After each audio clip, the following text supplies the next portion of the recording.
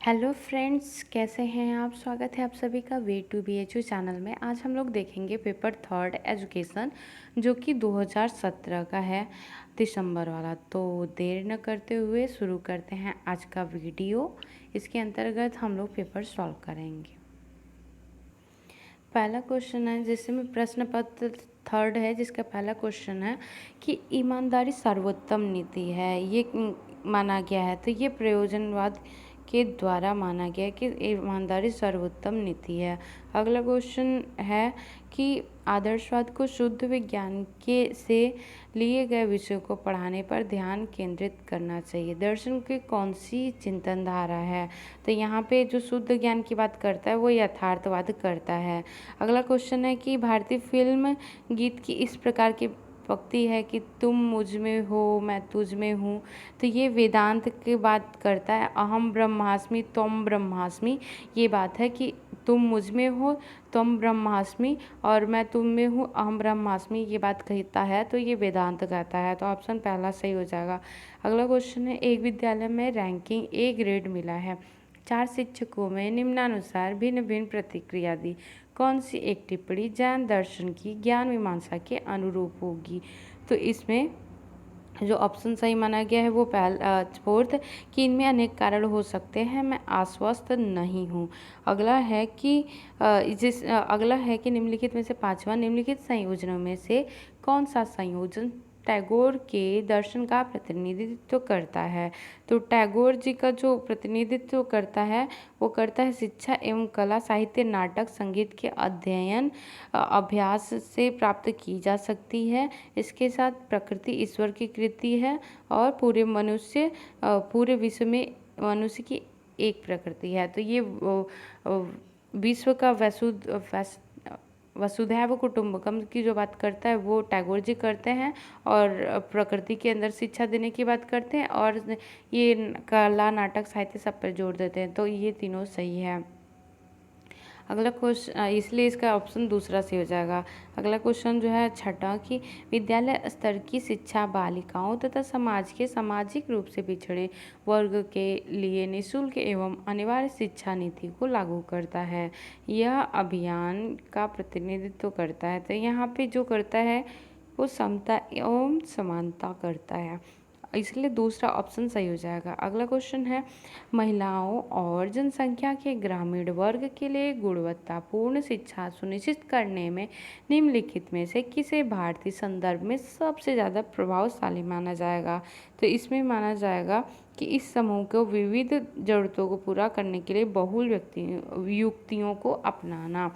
अगला है आठवां, समाज के कमज़ोर वर्ग को निःशुल्क पोशाक और किताबें की सहायता प्रदान करने का उद्देश्य क्या प्रदान करता है। तो यहाँ पे जो प्रदान करता है कि निःशक्तों को आर्थिक हानि की क्षतिपूर्ति करना, अर्थात निःशक्त जो कि पहले से शोषित वर्ग हैं उनके ऊपर जो अत्याचार किया गया है हजारों वर्षों से, और फिर एक विशेष तबके को रिजर्वेशन दिया गया था उस ज़माने में। आपको पता है कि पढ़ाई लिखाई सिर्फ एक उच्च वर्ग ही को प्राचीन काल में कम से कम 10-20 हज़ार साल तक उन लोग का राज रहा, और उन्होंने सिर्फ उन लोग को शिक्षा का अधिकार था, अन्य को नहीं था।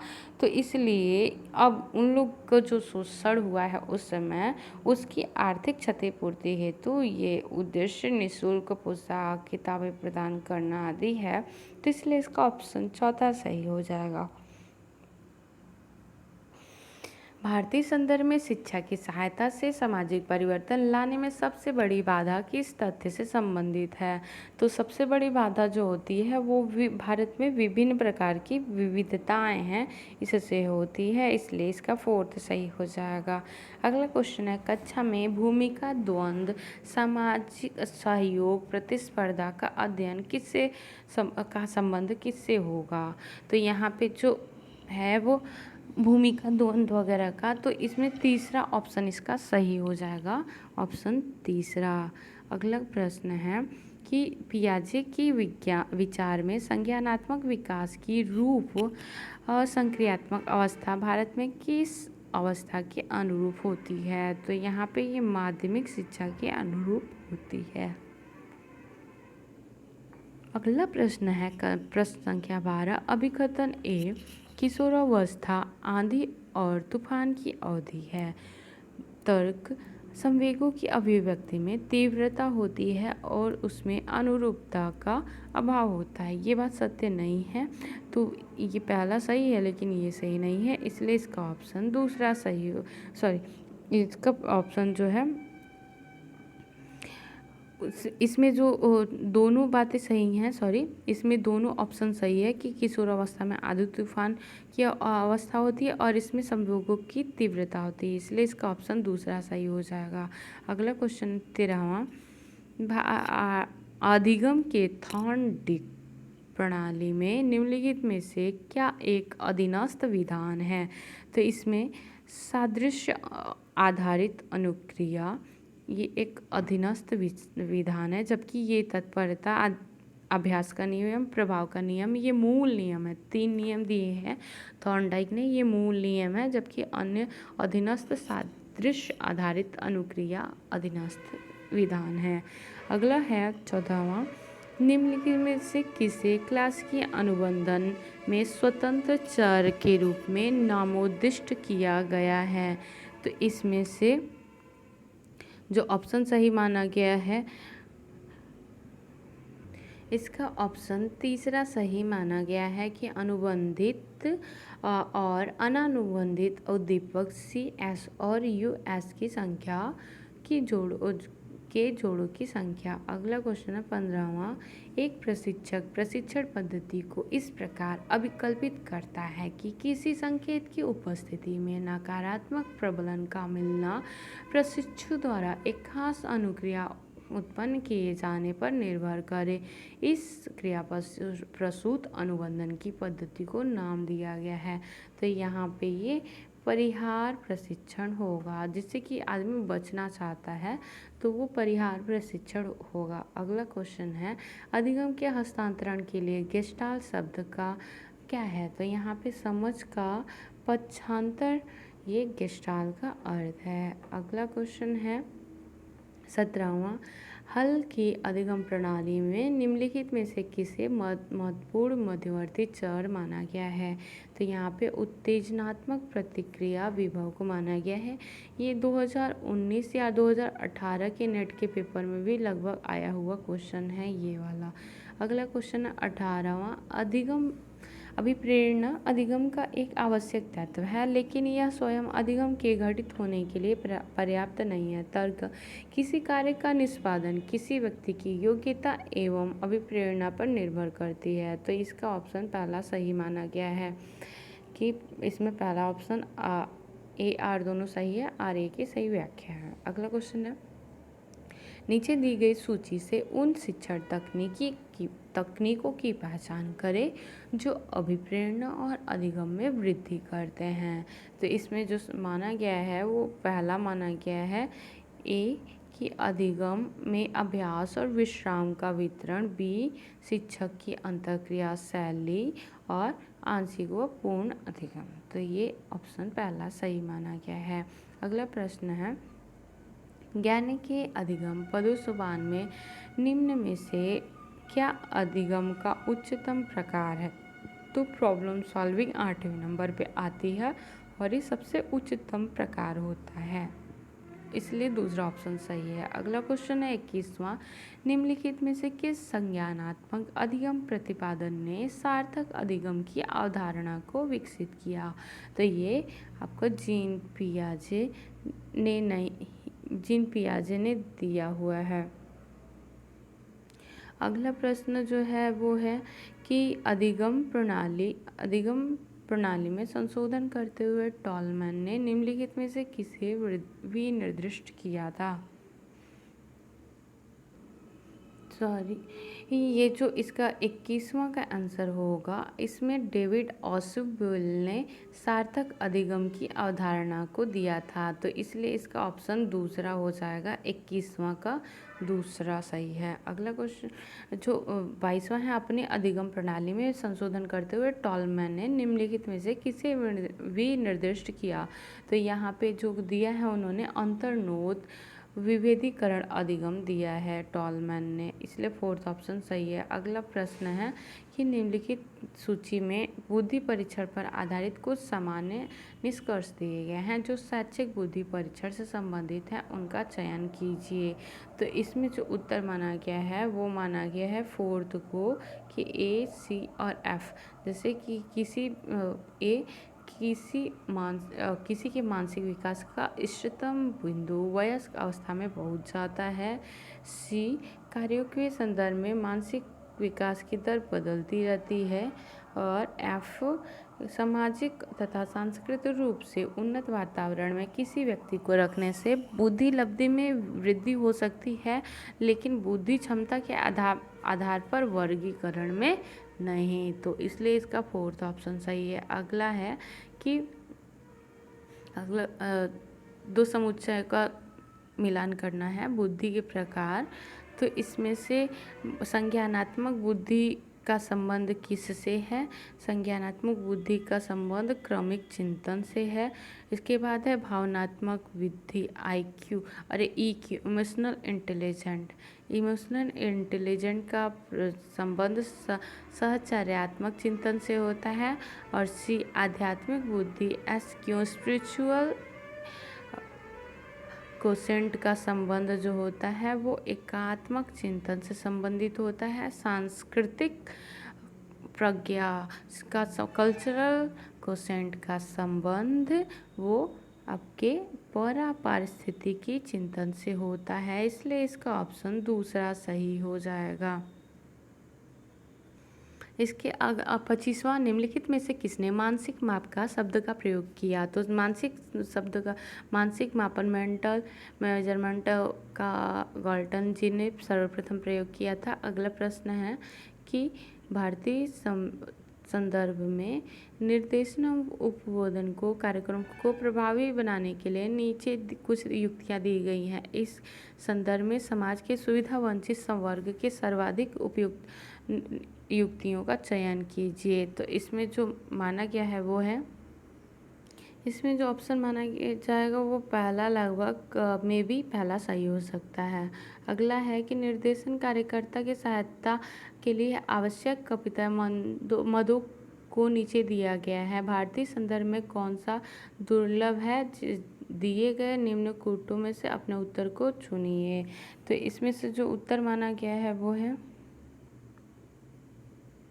इसका पहला आंसर में भी हो सकता है। अगला क्वेश्चन जो है वो है 28वां, किसी हाई स्कूल विद्यार्थी अपने परीक्षा पास होने के तुरंत पश्चात व्यावसायिक स्थापन के लिए विषयों का चयन करता है। प्रश्न संख्या 27 और 28 जो है ये कंफ्यूजन वाले क्वेश्चन हैं, और 26 और 27। अगला है क्वेश्चन नंबर 28, एक हाई स्कूल विद्यार्थी अपने परीक्षा पास होने के तुरंत पश्चात अपने भविष्य में व्यावसायिक स्थापन के लिए विषयों का चयन करना चाहता है, तो इसके लिए वो वृत्तिक परामर्शन लेगा। तो इसलिए इसका ऑप्शन जो हो जाएगा वो पहला सही हो जाएगा। अगला है कि छात्रों में आवृत्ति परक परिवर्तन लाने के लिए निम्नलिखित में से कौन सी निर्देशन तकनीक सहायक होगी? तो यहाँ पे पहला ऑप्शन सही है। अगला क्वेश्चन है, भारतीय संदर्भ में निर्देशन एवं उपबोधन को प्रभावकारी कार्यक्रम बनाने के लिए निम्नलिखित में से क्या प्रमुख है? तो यहाँ पे तीसरा सही है कि शिक्षा के विभिन्न स्तरों पर अभिकर्मियों की मनोवृत्ति।